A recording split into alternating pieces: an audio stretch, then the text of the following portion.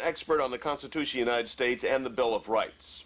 He has studied law for over 25 years and has a courtroom win-loss rate of over 90%. He is not an attorney. Carl prefers to represent himself as he delights in tying federal prosecutors in knots, often winning the praise and respect of the judges at the same time. Carl is a highly decorated hero of the Vietnam War, serving in the elite Apache troop as a paratrooper and crew chief. The famous movie Apocalypse Now and the best-selling book Apache Sunrise are based on the true life experiences of this group of brave and patriotic Americans. Carl Miller was inducted into the top-secret project Blue Book, and he considers it an honor to have served in several operations supporting Lieutenant Colonel Bo Greitz, including Operation Eagle Snatch. Carl is a veteran of hundreds of dangerous parachute jumps, breaking his legs or ankles 6 times, shot down 4 times, personally shot twice. Carl has miraculously escaped death numerous times. Carl credits divine intervention and God's providence for the preserving his life unto this day so that he may complete the most important mission of his life, that of teaching others the importance of the Constitution of the United States and how to use it, and by using it, thus preserving it. Carl has taught hundreds of people, including housewives and truck drivers, the fine art of arguing the Constitution and winning in court. Carl says it's easy once you know how, and a whole lot of fun, too.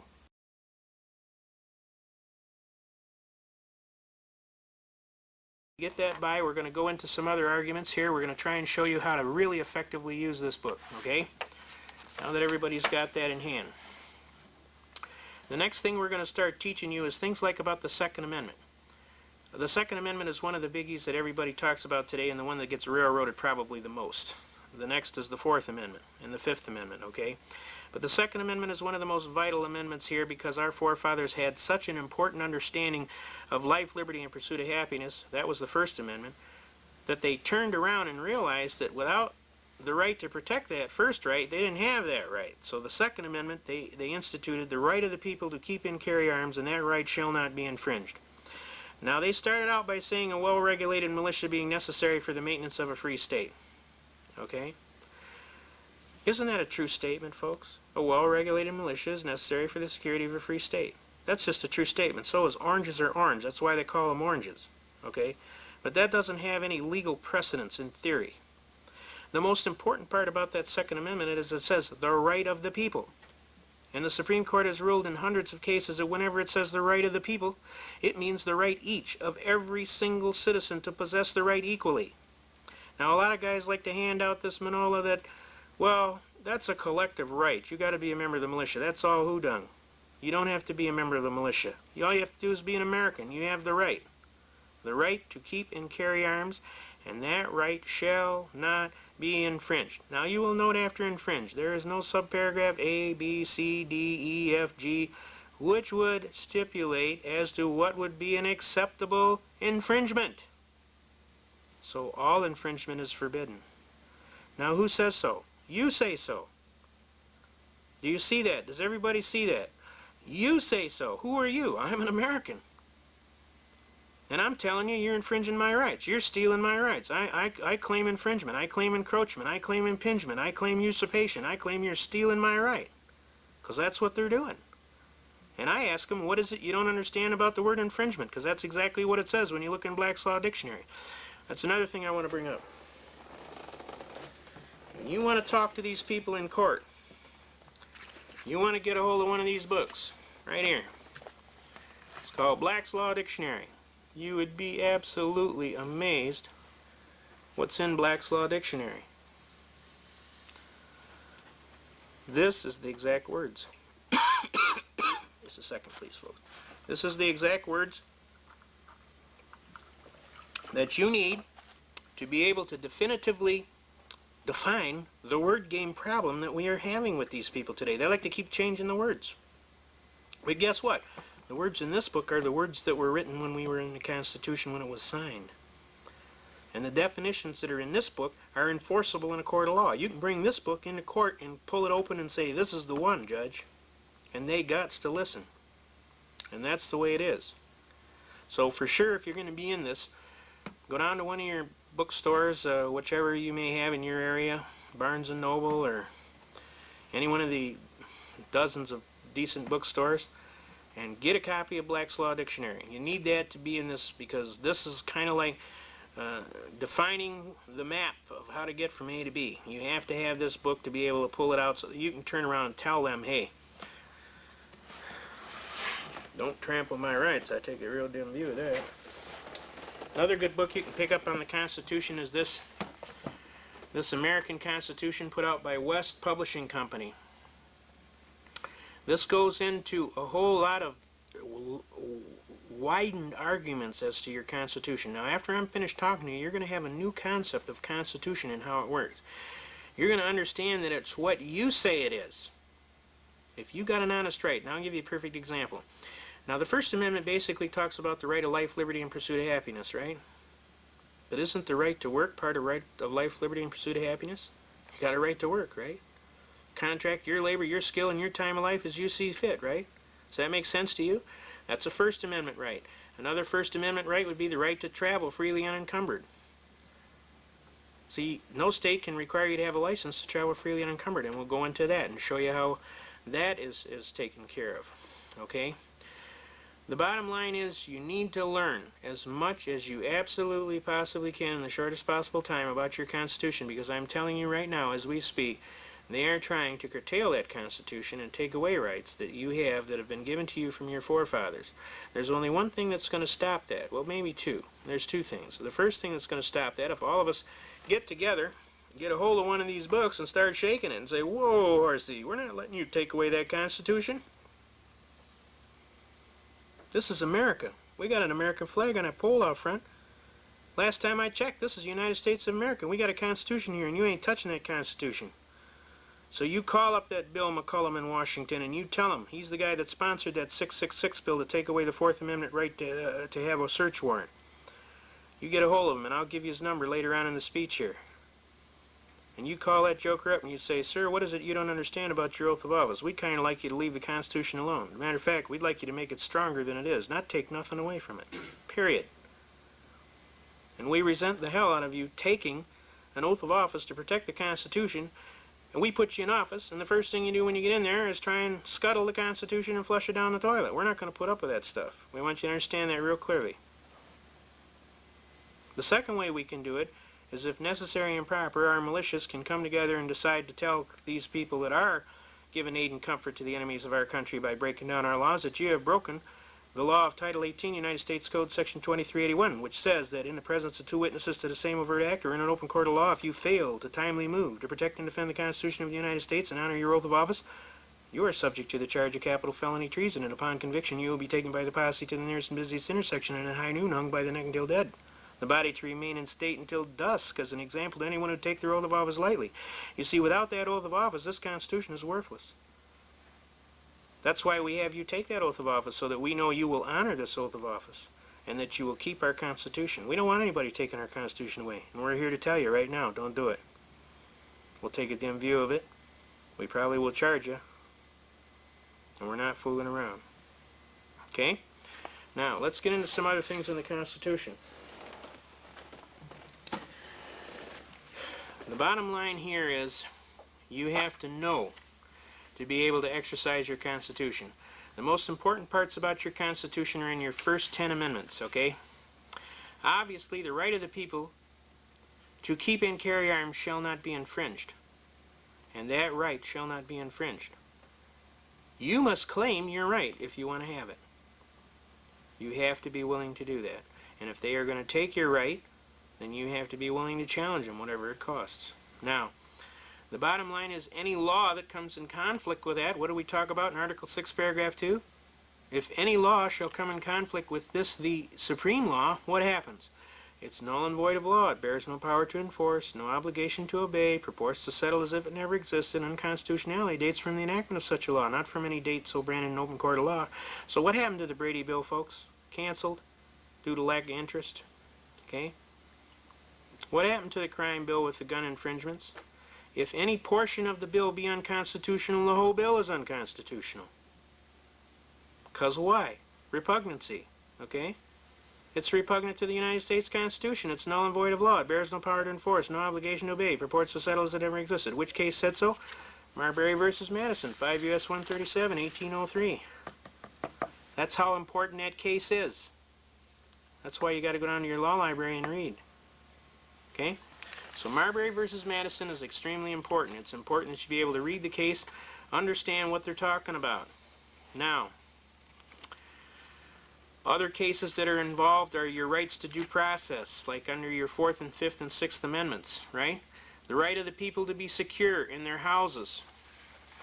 The right of the people to be secure in their person, houses, papers, and effects against unreasonable searches and seizures shall not be violated, and no warrant shall issue but upon probable cause, supported by oath or affirmation, and particularly describing the place to be searched and the person or things to be seized. And obviously that would imply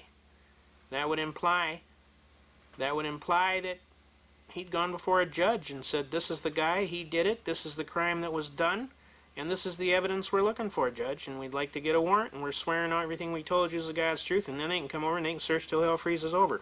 Okay? Does that sound logical to you? Now that's what Bill 666 is trying to throw out. They don't want you to have that right anymore. Now it's important for you to immediately jump to the 9th Amendment. What does the 9th Amendment say? Enumeration in this Constitution of certain rights shall not be construed to deny or disparage others retained by the people. Now basically what that means in simplest of terms, Congress has no authority to add on to the Constitution in such a way that would take away rights previously guaranteed. What seems to be Mr. McCollum tontine schemes of limited liability on a joint venture for profit with an insurable interest requiring me to participate in these illegal corporate Ponzi schemes? I am just Joe Blow from Kokomo down on the street.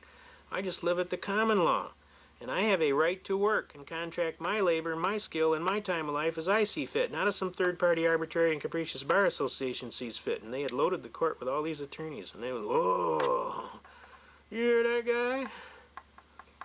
I said, Your Honor, the state of Michigan arbitrarily and erroneously converted my right to work into a privilege and issued a license and a fee for it. That's unconstitutional, Your Honor. Marbury versus Madison, 5 U.S. 137, 1803.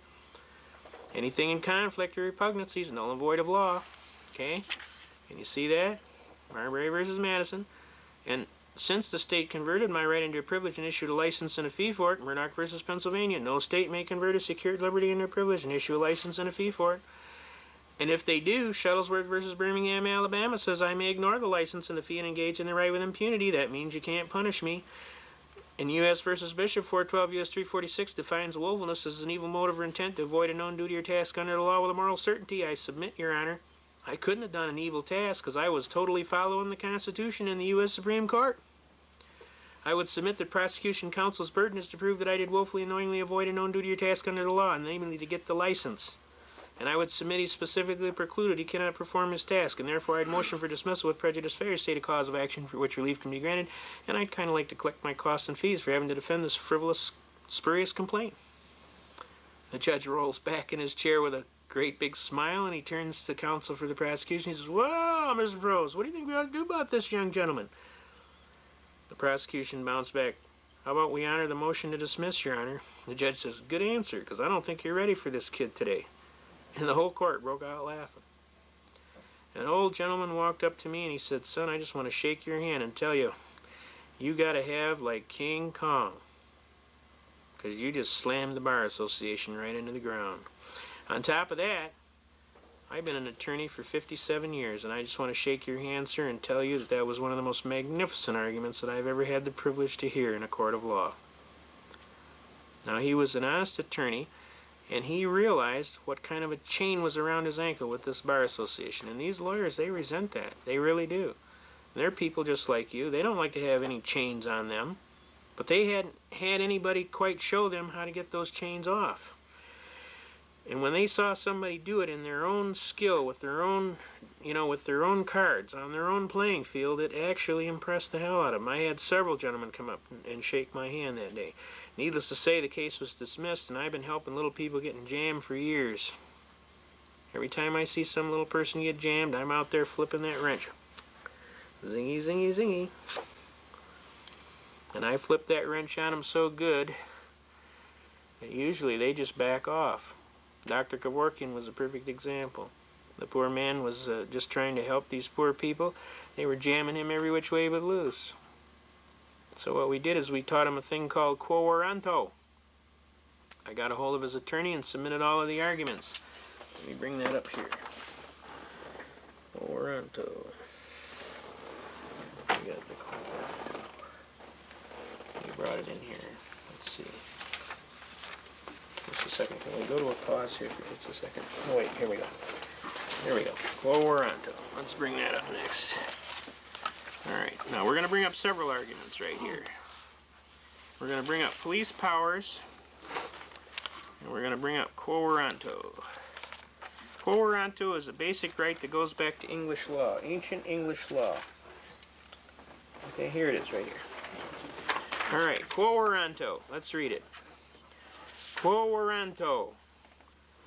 In Old English practice, a writ in a nature of a writ of right for the king against him who claimed or usurped any office, franchise, or liberty, to inquire by what authority he supported his claim in order to determine the right. It lay also in the case of a non-user or long neglect of a franchise. Franchise is corporation. Or misuser or abuser of a franchise, being a writ commanding the defendant to show by what warrant he exercises such a corporate franchise, having never had any grant of it, or having forfeited it by neglect or abuse. A common law writ designed to test whether a person exercising power is legally entitled to do so. An extraordinary proceeding, prerogative in nature, addressed to preventing a continued exercise of authority unlawfully asserted. Johnson versus Manhattan Railroad Company, New York, recorded at volume 289, United States, page 479. Now, it is intended to prevent exercise of powers that are not conferred by law, and is not ordinarily available to regulate the manner of exercising such power. Now, what we did, see, police powers are defined as the right of eminent domain of a state or political subdivision to enact laws for the common good and welfare. Let's pull that out. Police powers. Everybody got that? Police power, right here. Let's do police power. Right here. Police power. This is out of Black's Law Dictionary, folks. An authority conferred by the American constitutional system in the 10th Amendment, U.S. Constitution, upon the individual states and in turn delegated to the local governments, through which they are enabled to establish a special department of police, right? Such laws and regulations as tend to prevent the commission of fraud and or crime and secure generally the comfort, safety, morals, health, and prosperity of its citizens by preserving the public order and preventing a conflict of rights in the common intercourse of the citizens, and ensuring to each an uninterrupted enjoyment. Everybody get that word, enjoyment? Of all the privileges conferred upon him or her by the general laws, the Constitution, the power of the state to place restraints on personal freedoms and property rights of persons for the protection of the public safety, health, and morals, or to promotion of the public convenience and general propriety. The police power is subject to limitations of the federal and state constitutions. Did everybody catch that? And especially to the requirements of due process. Police power is the exercise of the sovereign right of the government to promote order, safety, security, health, morals, and general welfare within constitutional limitations, right, is an essential attribute. Marshall versus Kansas City, Missouri, recorded at 35 volume, Southwest 2nd, that's another reporter, Southwest 2nd, page 877, all right?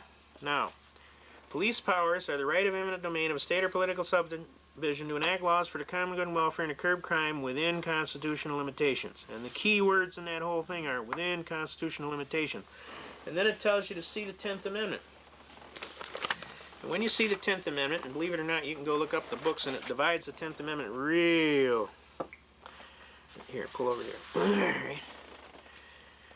The burdens placed on the national government as a result of states' regulation, regulation of their internal affairs, save as Congress may act to remove them, constitute normal incidents of operation within the same territory of a dual system of government. And no immunity of national government from such burden is to be implied from the Constitution. All right? All right, Penn Diaries versus Milk Control Commission, all right? A Pennsylvania case, recorded at Volume 318, U.S. 261. The people of the United States residing within any state are subject to two governments, one state and the other national. But there need be no conflict between the two because the powers which one possesses, the other does not. That's United States versus Cruikshank, a very famous Supreme Court case. Excuse me. Now, we come over here. Within the area of delegated powers, expressed or implied, this amendment does not reduce the powers of the United States. That's U.S. versus Manning. Recorded at 215, Federal Supplement. That's another reporter, page 272. The Federal Union has only those powers expressly conferred on it and those reasonably implied from powers granted, while each state has all governmental powers except such as the people by the Constitution have conferred on the United States, denied to the state or reserved to the people themselves. Anderson versus Gladden,